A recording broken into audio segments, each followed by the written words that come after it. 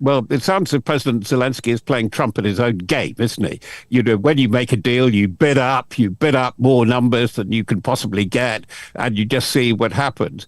But where President Zelensky seems to really have hit the mark, if there is going to be a peace deal, if there's going to be a demarcation, and if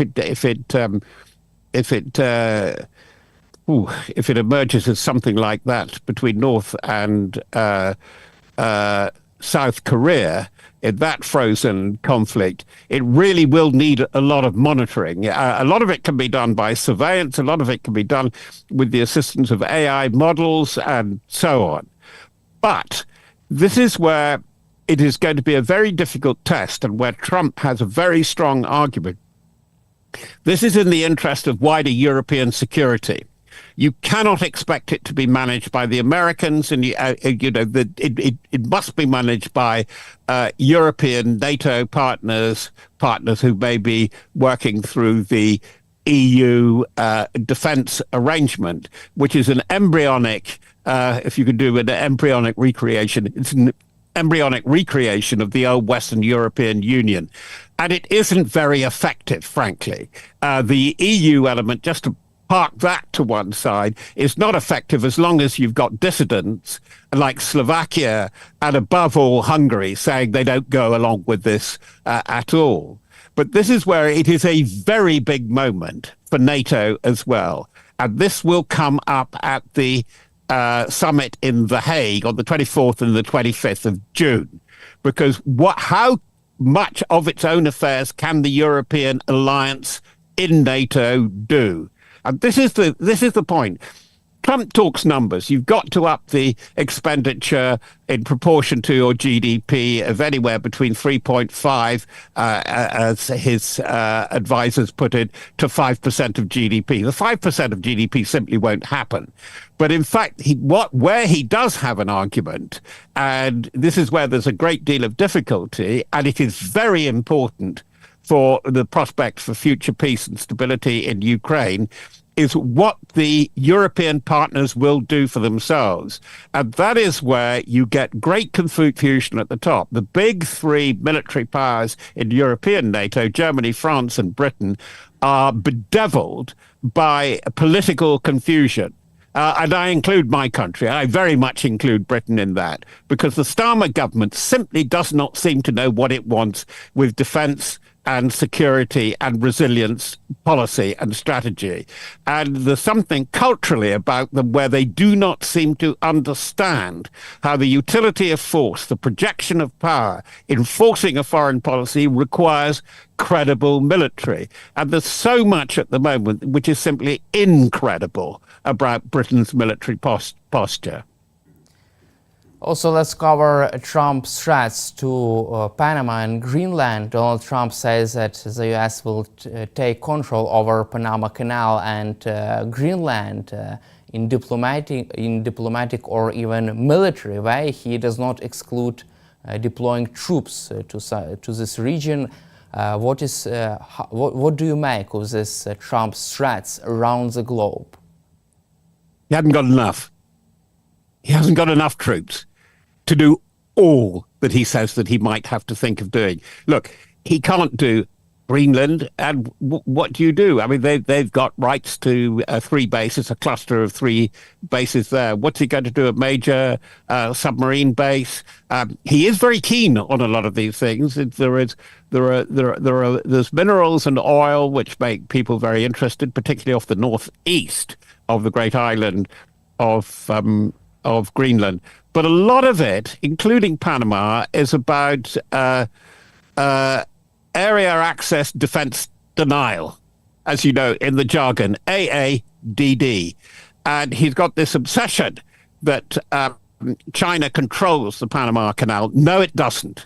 Chinese groups, Hong Kong-based, I believe, have an interest, quite a powerful interest, in 2 of the 5 ports. There are 4 major ports on the Panama Canal. So let's talk back there. He cannot confront Mexico and Canada, and it's not quite clear what he intends with Canada, occupy the canal zone of Panama, claim that America can take over Gaza, which is the latest thing, albeit temporarily, that's come up in the press conference, the news conference with Benjamin Netanyahu in Washington. It's simply not there, because it's very peculiar to say, even with a defense budget of well over $750 billion, something going north of $800 billion dollars. The forces are hollowed out. There are shortages of personnel in key areas. A lot of the procurement programs are completely jammed, particularly submarine building, for example.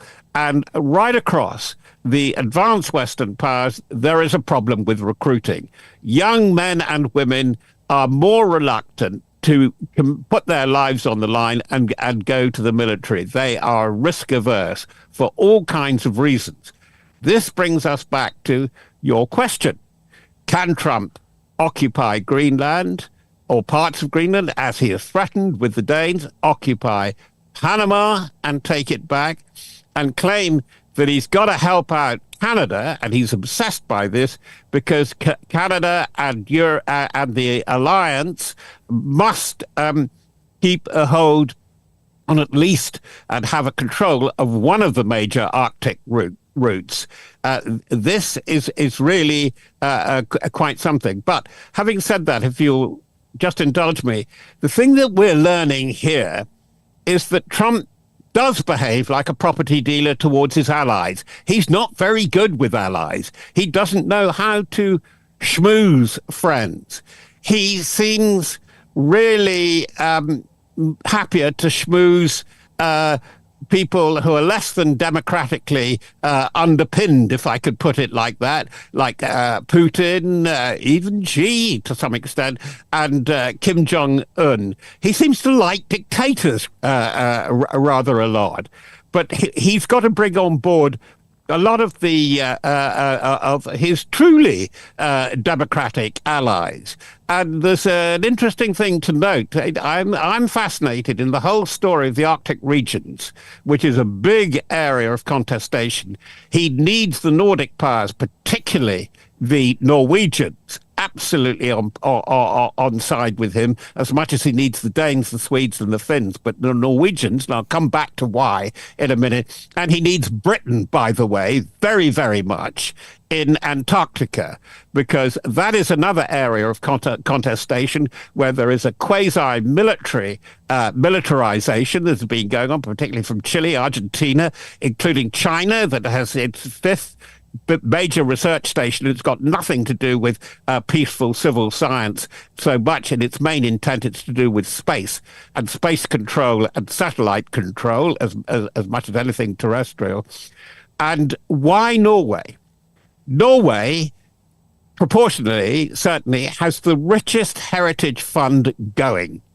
Proportionately, it has as much clout as that of Saudi Arabia. And that's why Trump will need them, because what does he share with Britain, France, Italy, and a lot of his other allies is huge debt. And a lot of the debt, incidentally, in junk bonds is owed by China. So going back to the point about Arctic security, Norway can pay its way. Technically, it's extremely capable. It punches well above its weight in real terms and holds the key to the Arctic entrance into Europe for Russia and China. And that will come more and more to be on the agenda. It will go up the agenda steadily through his presidency. I also have a follow-up question about Gaza. Recently, U.S. President Donald Trump said that he can take control over Gaza and be in charge of reconstruction of this region. He also does not exclude sending military troops to Gaza. Prime Minister of Israel, Benjamin Netanyahu, says that this is interesting idea. What is your reaction to this statement, and what could this mean for the entire region? Well, it's wildly unrealistic, and it's very interesting reading the comments from the region. And I think that even the mild opposition in Israel is slightly startled at this, because America has been so reluctant to get in there. It's not had a good history.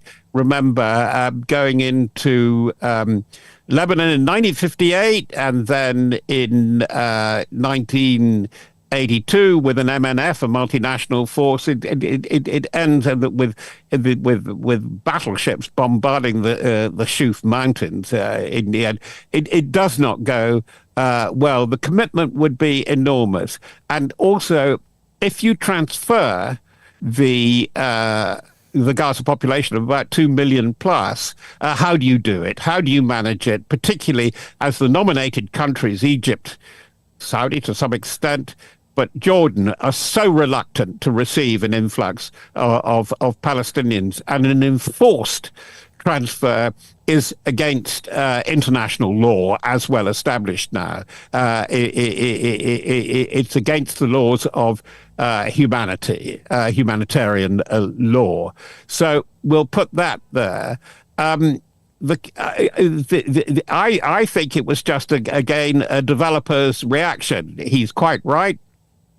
Trump in saying that Gaza looks like a demolition site, and how you deal with it and manage it is going to be very, very difficult indeed. By the way, it will not be the Riviera of the Eastern Mediterranean, because conditions, physical conditions, environmental conditions are extremely difficult. And the wiser Israelis have known this for years and years and years. The aquifers, the access to fresh water, the desertification, it is a huge problem, and it would depend on fresh water being brought in from the north, particularly through reverse osmosis and other processes from Israel. It requires a deal between Israel and the Palestinians. This is the bottom line, and that has been left vague.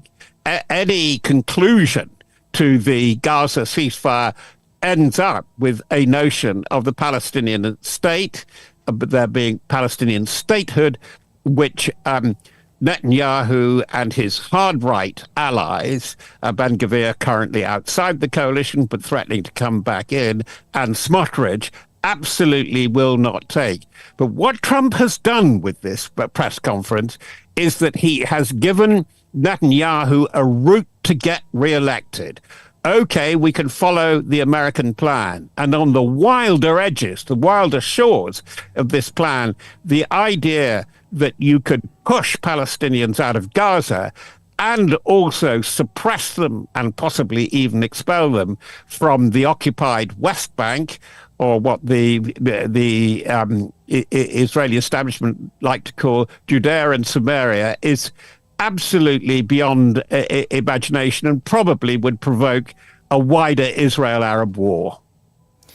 Thank you, Mr. Fox, for your time and for your support for Ukraine, and glory to Ukraine. Thank you. Yes. Pleasure. Ben Hodges is a retired U.S. Army Lieutenant General. He was former commander of the U.S. Army Europe. Welcome to our program, General Hodges. Thank you very much for the privilege. I would like to begin our discussions with Russia and Vladimir Putin. Russian dictator Putin has faced numerous setbacks in the recent months: withdrawal from Syria, a failure to liberate the Kursk region, and unsustainable casualties for really incremental gains on the ground in Ukraine. In what condition and in what situation Russia enters the year of 2025? I think that Russia today is in a much weaker position than it was 1 year ago. You've mentioned, of course, the collapse of the Assad regime and Russia's inability to save their ally Assad. Looking at the report yesterday of the last Russian submarine in the Mediterranean having to leave because they can no longer use their Navy base in Syria. I mean, these are powerful indicators of trouble. I can also vividly remember February last year when I was at the Munich Security Conference, and the news of the collapse of or the capture of Avdiivka was, everybody there in Munich was distraught almost.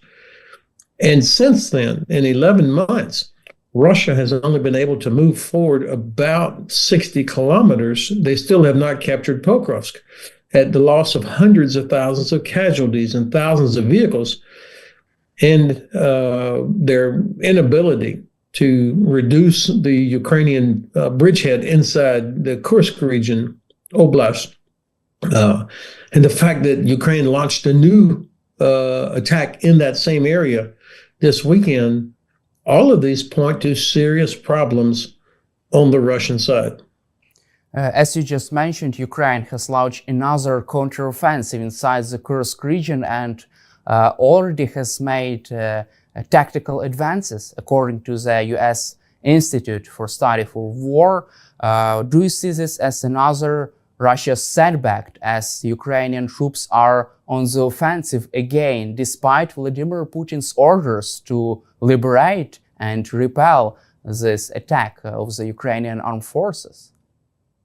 Well, of course, it's very early days in this latest phase of the Kursk counteroffensive, and so the reporting is always going to be somewhat incomplete, and we're not entitled to know everything that's going on. But three things come to mind to me immediately. Number one, once again, Ukrainian armed forces have managed to launch a surprise attack in an area where you would think that Russia would be able to see and know everything that was going on because of the number of drones that they have, the fact that they have been fighting around the edges of the Kursk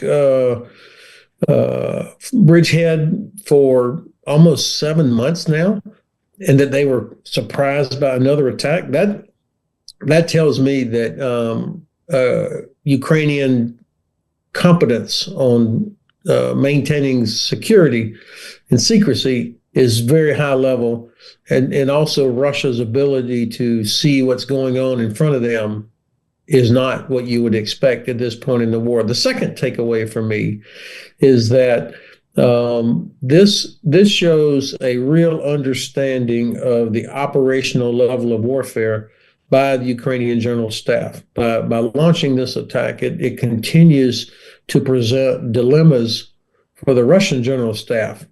Do they have to pull resources now from another part of the war to address Kursk? Because obviously what they've done so far is not enough. And I've heard that Russian mill bloggers are complaining that Russia does not have adequate reserves in the region. This to me is astounding. The third takeaway, of course, is this complicates things for the Russian side if they are thinking about some sort of negotiated outcome where they get to keep what they have, because obviously Ukraine controls a significant part of the Kursk Oblast. So that's a real problem for the Kremlin as well. I am impressed with what Ukraine is accomplishing in the Kursk direction. Also, 3,800 North Korean troops have already been killed or wounded, according to the Ukrainian President Volodymyr Zelensky. Do you see this deployment of the North Korean troops to Russia and Ukraine? Don't you think that this decision has turned out to become a big disaster for Vladimir Putin?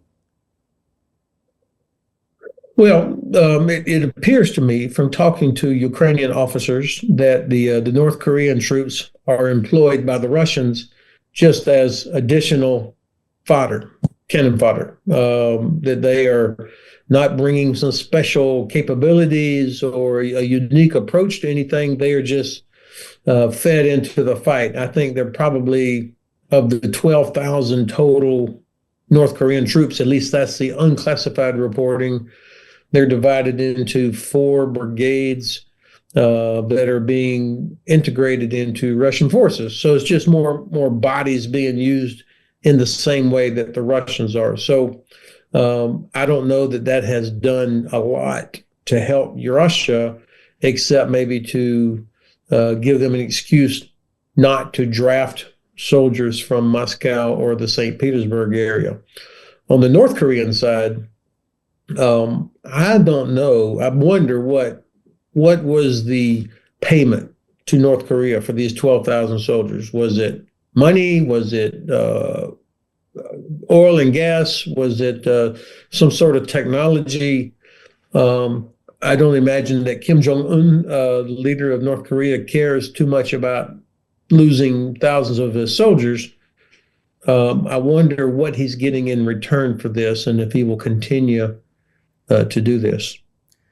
Ukrainian President Volodymyr Zelensky is confident that US President-elect Donald Trump has enough leverage over Vladimir Putin to force Russia to stop the war and agree with a ceasefire proposal.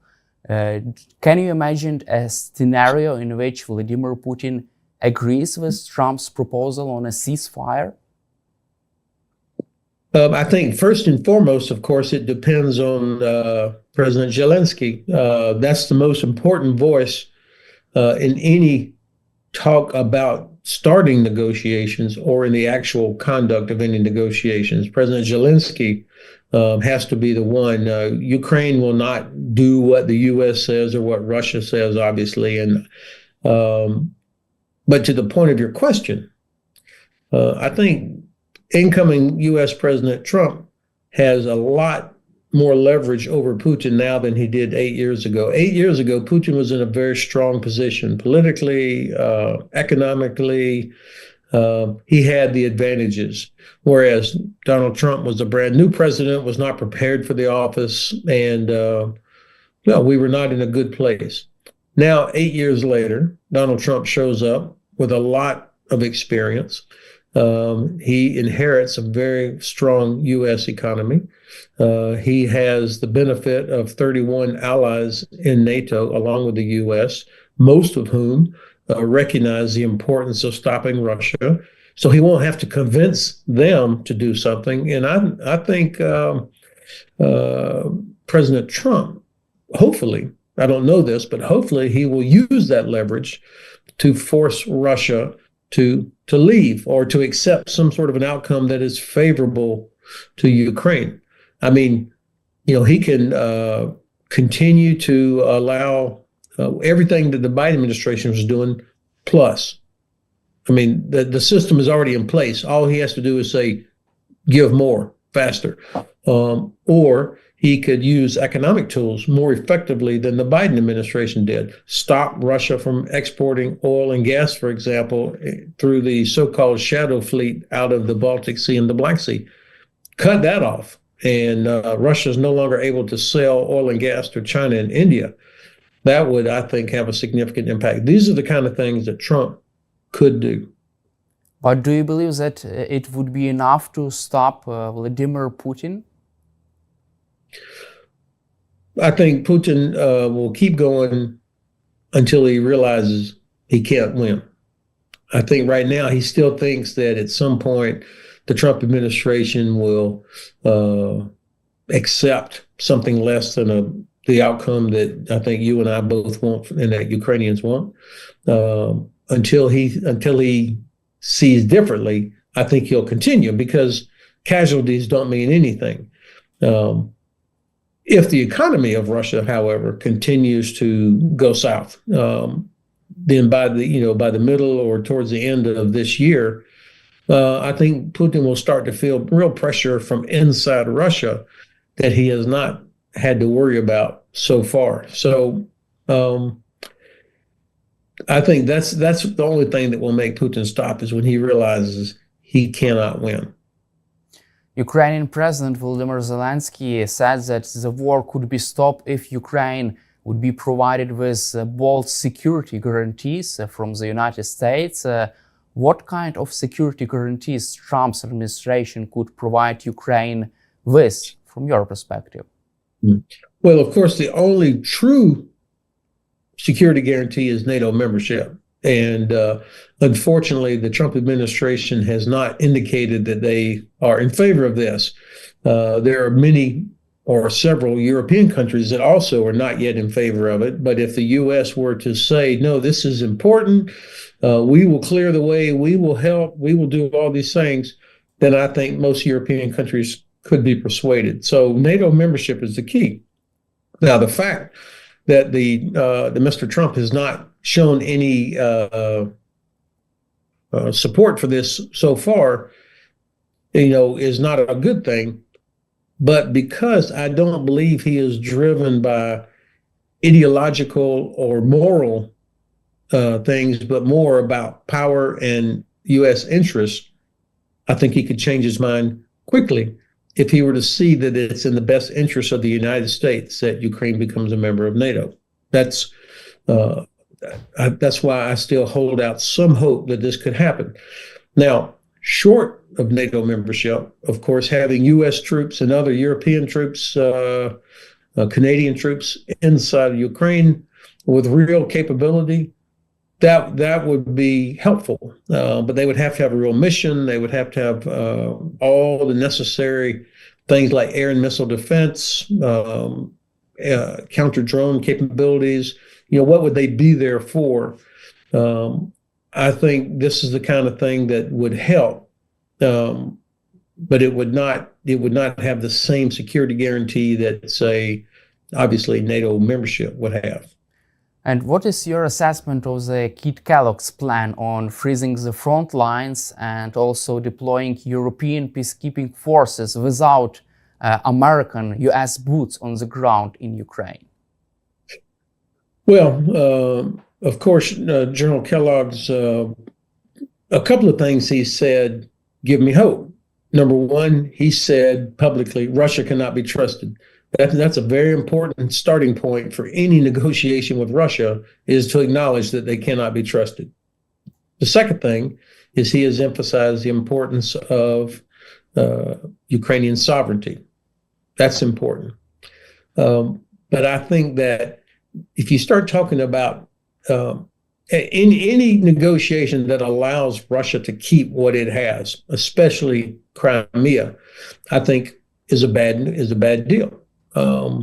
As long as Russia controls Crimea, they will be able to block access into Azov Sea. They will be able to threaten the Odessa, Kherson, and Mykolaiv ports, and they will always be ready to launch the next attack that will surely be coming in the next 2 or 3 or 4 years. So I have a problem with us putting pressure on Ukraine to give up territory for the sake of peace, when at the same time, you acknowledge that Russia cannot be trusted. On the subject of a peacekeeping force, a good example of how to do it is the NATO IFOR, the implementation force that went into Bosnia in 1995. First of all, they had a real mandate. Second of all, they had a real agreement, the Dayton Peace Accord, to be implemented. And then NATO went in with a significant force that had air, land, and sea capabilities. They had all the things that were needed to be a credible deterrent force. It had a very clear chain of command, and it had rules of engagement that would allow soldiers to defend themselves, to use their weapons where appropriate.